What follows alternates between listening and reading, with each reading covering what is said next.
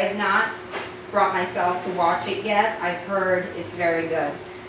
But it talks about his role in Latin America and in Iraq as well, so I'm told. So with WikiLeaks, it came to light, the Iraq war logs. The U.S. was part of the Wolf Brigade operation against us. This is an article from The Guardian in 2010, and it says, Omar Selim Shahab tells of torture at the hands of this notorious Iraqi police unit, and says U.S. forces were involved in his capture.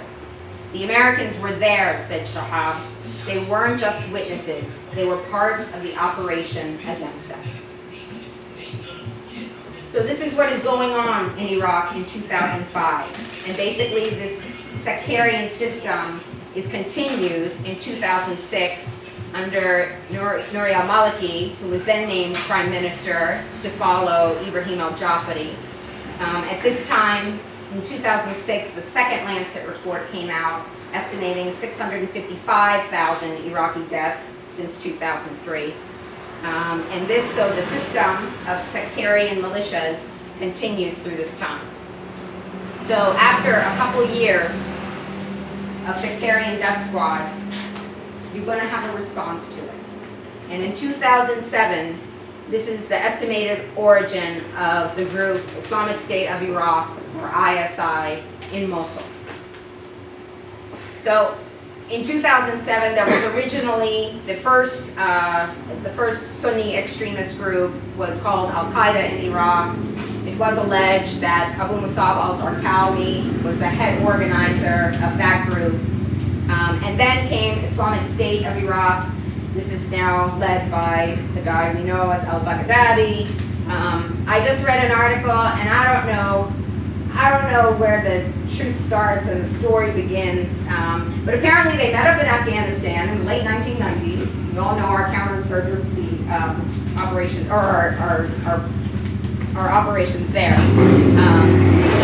Supposedly they met then, and then one followed the other, and then they went their separate ways with one Al-Qaeda in Iraq, and then Islamic State of Iraq is supposed to be an offshoot from this original group. So obviously I'm skipping a lot of critical time here, but now you have all these elements operating in Iraq. And people are dying every day, but it's not so much in the news anymore. We're talking about, of course, here, the peace movement is moving very hard, pushing very hard to get the American occupation to end. But I'm going to move ahead to 2011, and here's where I'm going to sideline a little bit to leave Iraq and go to Syria for a moment, because meanwhile, back at the ranch in Syria, a popular rebellion begins. And this is sort of in the spirit of the Arab Spring. But if you see what happens in this part of the world, as it has happened in other parts of the world, there is a certain balance of the status quo that the strongest powers like. And whenever something gets shifted out of balance, we're going to do what we need to do to push it back. As long as we have, our government is going to do that. As long as we have, the government has the ability and doesn't get too much flack from the American people. So this popular rebellion began in Syria, opposing the regime. And then the U.S. got involved. We saw them get involved in Libya, which started as a popular uprising, and then U.S. and NATO got involved. We saw it in Egypt, which just recently was cemented. We had the uprisings, the unprecedented overthrow of Hosni Mubarak, and then they had democratic elections, and then there was a military coup. And now it's back to the same old, same old. I heard from a contact in Egypt. I haven't met personally, it's a Facebook friend, but he said now it's back to the same old, same old. People are being arrested, people are disappearing, and people are being killed. So we got to push, we push back. We got involved in what was happening in Syria, and we started arming the so-called rebel groups. And now we say we're just going to arm the moderate rebel groups. But once arms start flowing in the region, once funding goes in there, you cannot control where it goes. And this is what has happened to make everything more complex and more deadly in the region.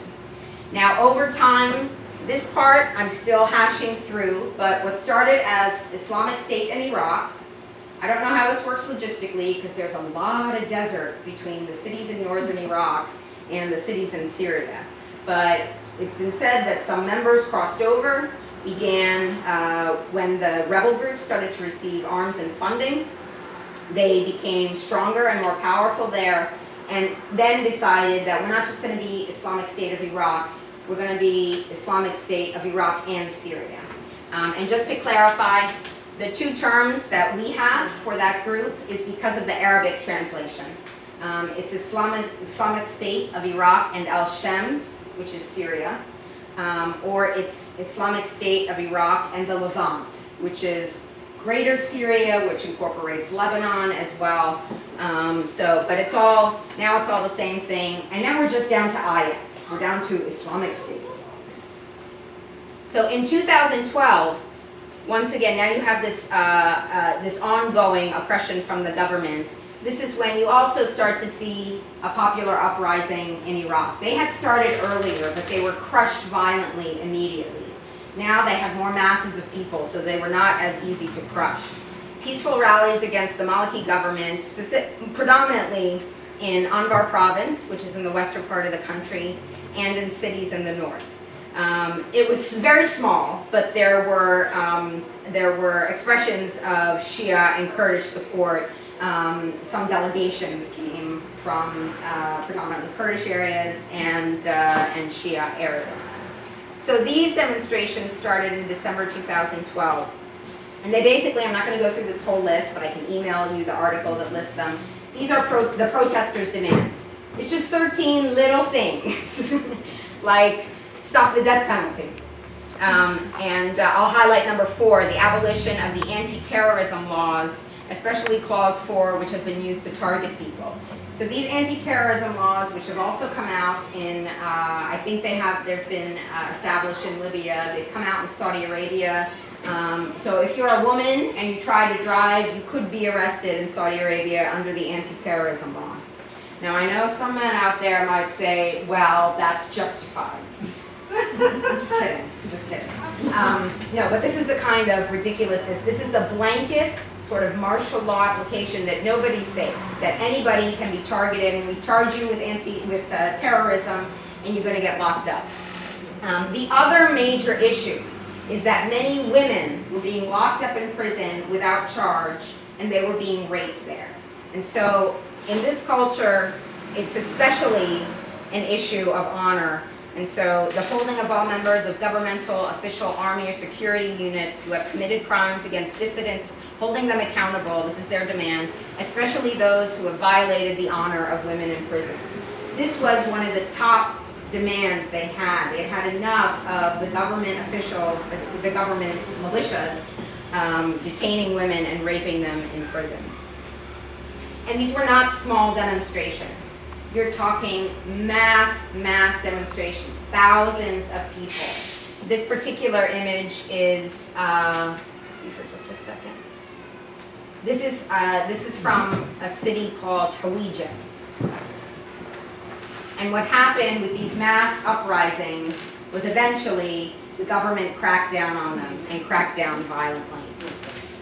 So actually, before we get to April and Hawija, Dar Jamail was recently in Iraq in March 2013, and by this time in the demonstrations, he observed that it was reaching a boiling point. They had been going on for several months at that point, and one of the sheikhs in charge of the leader of the demonstration said, "We demand an end to checkpoints surrounding Fallujah. We demand they allow in the press to cover the situation. We demand they end their unlawful home raids and detentions. We demand an end to federalism and gangsters and secret prisons."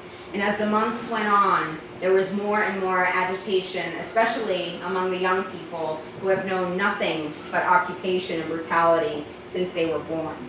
So, and Dar reports, it's a very good report that was just from July 17th in Truth Out, that he saw the black flags of ISIL waving at that demonstration.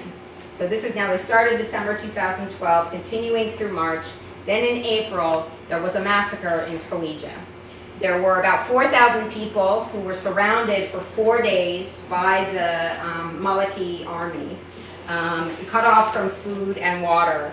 And then at the end, on the 4th day, they opened fire with live ammunition, tanks, and helicopters. At least 50 people were killed, more than 150 injured, and more than 400 were arrested.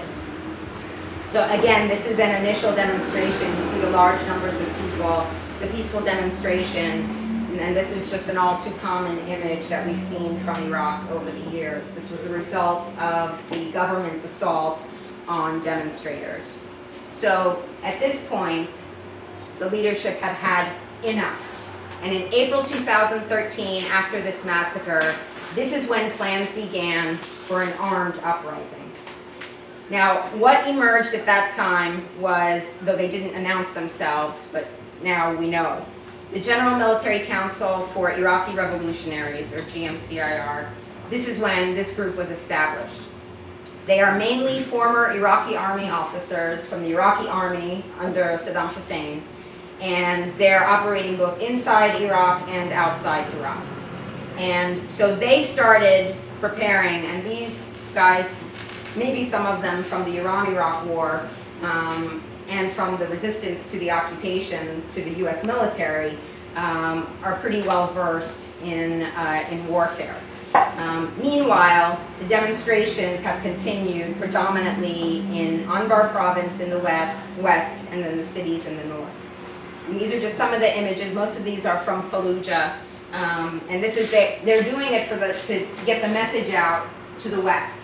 So there are placards in English, there are placards in Spanish. I used Google Translate. Once again, I'm limited by English, but that sign says, "Our proud revolution rejects sectarianism." So at this point, at least these secularists, this part of those planning an armed rebellion, they don't want sectarianism in the other direction. They want an end to the persecution from the Maliki government. We reject the Constitution installed by the occupation. This is, again, rejecting everything that came under the US American occupation. It's in French, too. And these are the mass demonstrations. I mean, this is a lot of people. This isn't, okay, it's hot here tonight. But in Iraq, in the day, even in the setting sun, you're talking 120 degrees on a cool day. And add that humidity, and this is unbearable. But these people are demonstrating for their lives. Again, the issue of raping women in detention. You have an ultra-conservative religious government. This is, if you're in the Dahlia party, there's a lot of similarities in the orthodoxy, but someone that conservative won't shake a woman's hand, won't touch a woman. That's their interpretation of Islam when you're meeting another person. They claim to be religious, but they rape women, and then you can read these, and this is, clearly the message is, and they still recognize the influence of the United States, because again, technically, we've pulled out the major armed forces in 2011, but we still have a very strong presence through our so-called embassy, and this is pretty much CIA headquarters in Iraq. So ongoing demonstrations, again, they started in December 2012. There was the massacre in 2013, which is when the planned armed rebellion, planning for the armed rebellion began. And then here we are in 2014. In January, the Maliki government disrupted the Fallujah protest camp violently. So you saw those mass demonstrations earlier, and they were cleared, again, with live ammunition. Since January through today, the Maliki army, which is now armed not only by the United States, but by Iran, was launching aerial assaults on the city, and those continue to this day. They're using the barrel bombs, which, they have access to, through the US, they have access to sophisticated weaponry. I don't know why they're doing that, but anyway, there are reports and videos of undetonated barrel bombs. So finally, in June 2014, the planning that began almost a year before is then put into action. So the armed rebellion is launched. what are we told in the United States? The terrorists of ISIS are sweeping through like Hitler swept through Europe. But there's much more going on there. ISIS is there, don't get me wrong, I'm coming to that. But at this point, with the armed rebellion started, the General Military Council of Iraqi Revolutionaries announces itself. They declare themselves as an Iraqi nationalist, non-sectarian movement. Its leaders involve many tribal leaders, and this is a history that we just don't understand. I mean, you can't. Like, you have to grow up in a particular neighborhood to understand the tribal histories and how they evolved over the years. And whereas we know Iraq today since 2003, they know Iraq since 8,000 years ago. For them, it's a continuation, and they've seen it all. This is a predominantly Sunni uprising. Everything, because of the sectarianism we've brought to the region, everything is now perceived in terms of Sunni and Shia. But what they're also declaring, they're opposing the Iranian influence in Iraq. And again, that's specifically with the religious militias that came over from Iran. There is also now, there are Shia militias in Iraq that are tied to the Iranian Revolutionary Guard Corps. So this is an official Iranian governmental army organization.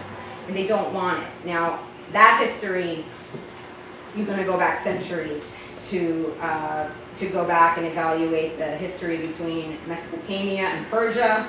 And the Iran-Iraq War is just the latest in that. And, well, this is the latest, but that goes back for years and years.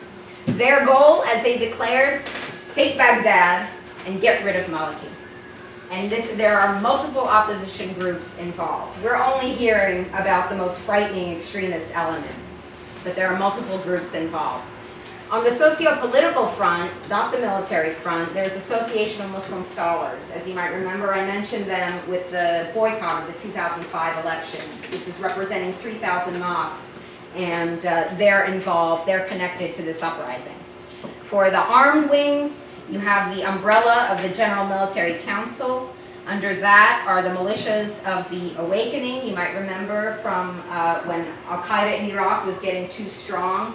The resistance to the occupation actually went to join the occupation to defeat Al-Qaeda in Iraq. And then these same groups are now seeking to get rid of al-Maliki. I really shouldn't even try to pronounce this because I'm going to mess it up. But basically, Jaish means army. So this is I think Naqshbandiya is a tribal description.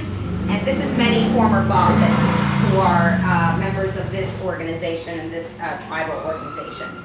And then there is the Military Council of Iraqi Tribal Revolutionaries, multiple Sunni tribal militias, Sunni because it's from that region.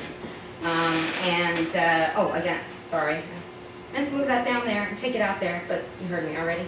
And yes, there is the presence of these extremists, who everything we've seen from them is frightening, but they are there as well. So, June 29th, just less than a month ago, let's have a caliphate. So al-Baghdadi says he declared that, okay, I say there's a caliphate in Iraq and Syria, and I'm the caliph. Now, on occasion, I have declared that I have seceded from the Union of the United States of America, but the ripple effect doesn't really go far beyond the walls of my home. And this is similar because while there is, it's certainly, I don't make light of how complicated it's going to be, but basically they're not getting away with this. The Association of Muslim Scholars in Iraq basically said to al-Baghdadi, don't even think about it. They issued a statement within 48 hours that said, basically, they said, we've been down this road before. Here we are about this announcement. We are repeating what we said when the Organization of Tawheed and Jihad in Mesopotamia had announced for its own Islamic State in Iraq in 2007. Remember the emergence of that extremist group in 2007 in northern Iraq.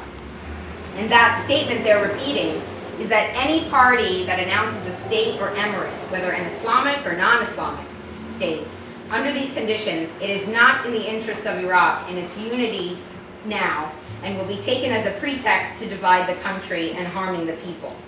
And they also pointed out that, I mean, literally, they made that announcement, but if they really want to impose and structure a caliphate, there's going to have to be infrastructure to support it.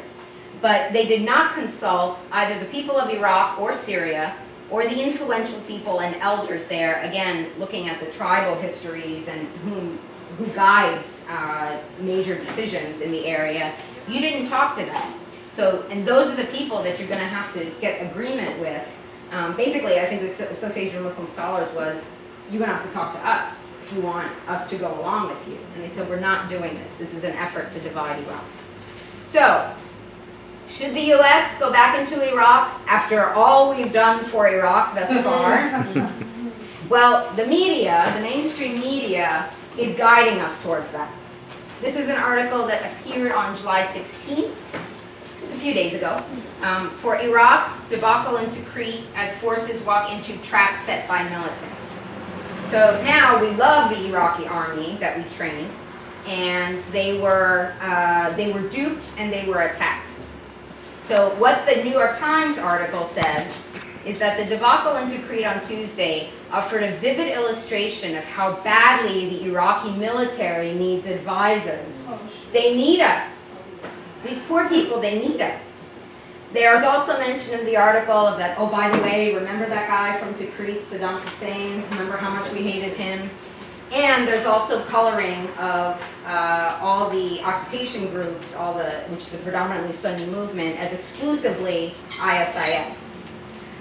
Now, the article does mention that there was an Iraqi army air assault. And basically what happened is that the Sunni groups that control Tikrit, they repelled an attack from the Iraqi army, attack that was an effort to retake the city for Maliki. And Maliki's army lost.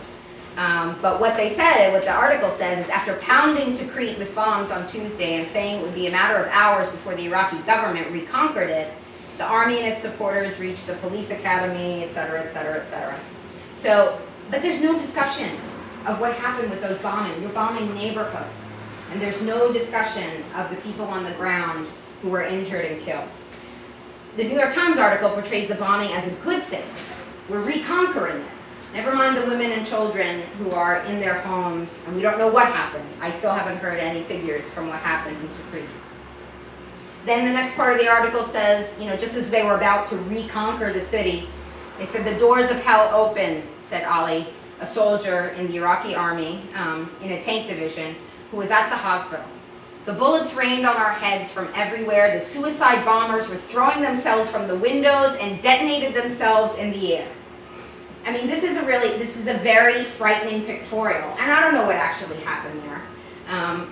But if I were a suicide bomber, I want to make sure I hit my target. I'm not just going to blow myself in the air. That's the first thing I think of. But the other thing is that this is portrayed as you have good guys and you have bad guys. And we want to go in and help the good guys.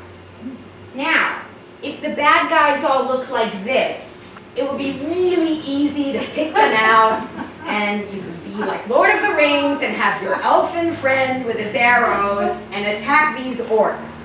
But this is what we're seeing. These people are depicted, and granted, I'm not, from what we've heard of their reputation, they are unfolding extreme brutality on Iraqis. So is the Iraqi government. That's the part of the story that we haven't heard. So it's not as simple as this.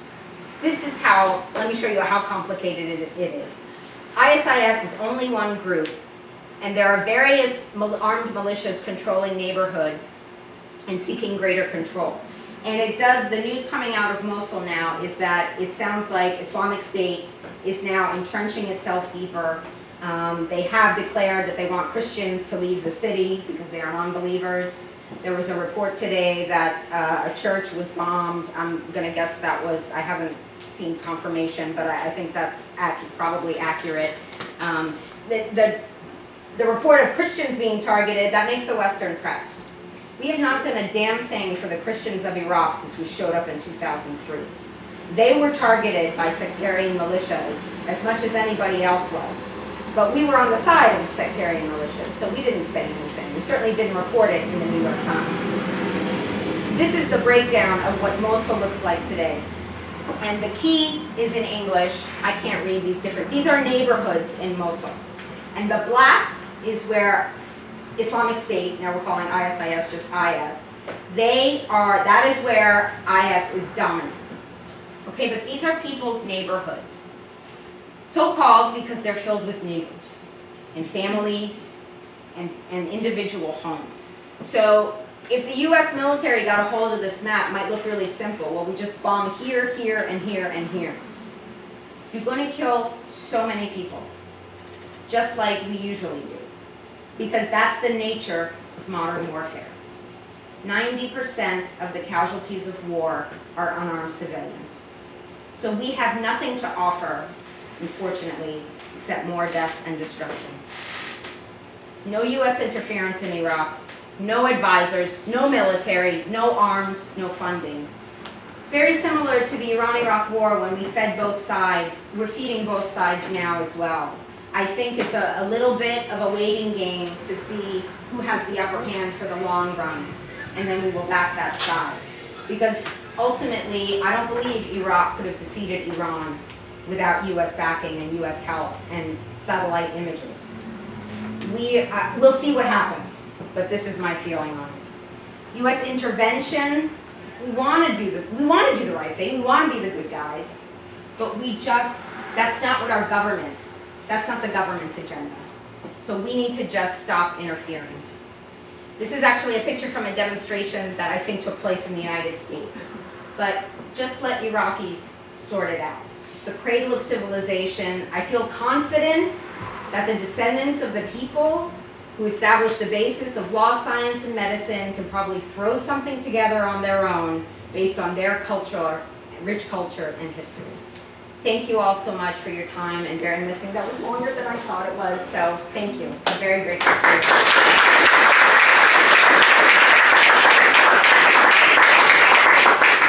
Thank you, Dahlia. I really wish I had a database management system in my head so I could recall some of those facts that are being pointed. I'll send you the PowerPoint. I'm looking forward to reading the book, actually. But I want to pass this around just to people who can donate some money to help support this and also help do a donation for the Social Justice Center. So if you can throw something in, that would be wonderful. I think one of the lessons of what you hear is we occupied and suppressed and oppressed the Iraqi people, and now they're coming back and fighting again. And when there's oppression, there's always resistance to it. And it's something that Israel has to know. Although they're trying to destroy the people of Palestine, they're trying to get rid of the Palestinian population, ethnic cleansing. They can kill a whole generation, but as long as there's repression, the next generation will fight again. And they'll never be the kind of peace that they want through repression. So let's, a couple of announcements. August 4th, Bethlehem Neighbors for Peace will have another presentation. There's a couple of 3 UNEC leaders that were actually recently in Syria, and they were there also during the elections. And one of them also has lived in the in northern part of Iraq, in the Kurdish area, and they'll be talking about similar situations. And they come, will be at the Bethlehem Library on August 4th, is it? On Thursday, August 7th at 7 o'clock. It's close. That's Judy Bell. Judy Bell, Yes. Scott Williams, right? And then Judy Bell is also one of the people that's been arrested over and over again for the drone protests. And people know that she is one of the people who's been arrested and been organizing the drone protest outside of the base up in Syracuse. She's a member of the upstate New York committee to end the drones and stop the wars, as well as a member of UNEC's administrative committee. On Thursday, there's going to be a Palestine demonstration. I was just looking on my phone, on my Facebook, and so far 99 people have said they're coming by the Facebook event, which we set up yesterday. So I think it's going to be a big rally, and if you run home, you can be the 100th. 100th person. If you haven't done that yet, so really, Show up. you could just show up too, but anyway, so I urge you all to come to that. It's a very important event. It's at that little triangular park on Delaware, where Delaware and Lark Street meet. It's at 4:30 to 6. The last one we had was a very large rally.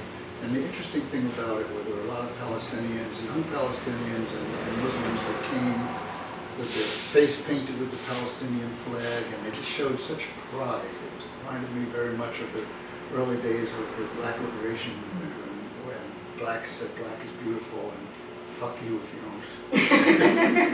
And they were, so I think it's an important time to work with these people and support them and oppose what's going on in massacres in Gaza. Anything else, Trudy, that I'm missing? I was going to say, it's at Dana Park, which is at the intersection of Okay. Madison and Delaware, right? Yes. Madison. Yeah, or where Lark and Delaware come together. The three come together right there. Okay, Right? Yeah. Lark turns into Delaware. Yes. okay. Michael? I think your confusion of dates for the event with Ella was because on August 4th, there's another activity. It is the anniversary of That's right. the arrest of Barak Hussein. Yes. Not the same. I think it was here. And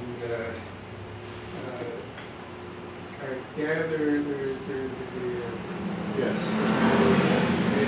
There is. I don't have the time, but it'll start at the Armory and there'll be a march up to the mosque on Central Avenue.